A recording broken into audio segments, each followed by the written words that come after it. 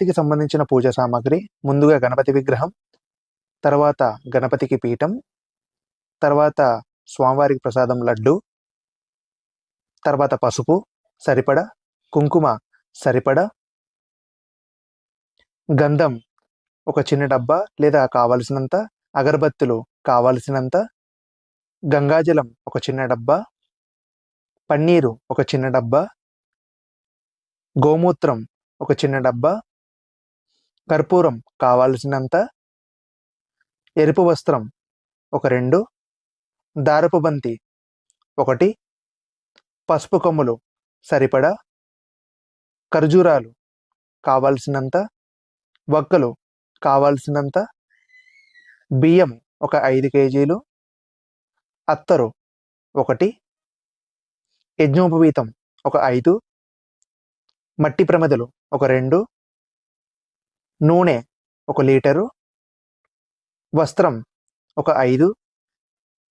ఒత్తులు ఒక ప్యాకెటు, అఖండ దీప ఒత్తులు ఒక 2 ప్యాకెట్లు, తేనె కావాల్సినంత, 5 రకాల పండ్లు, కొబ్బరి బొండం ఒక 2, పొట్టు తీయని కొబ్బరికాయ 1, విడి పువ్వులు సరిపడా, పూలదండలు ఒక 2, గుమ్మడికాయలు కట్టేది కొట్టేది 1, 5 రకాల స్వీట్లు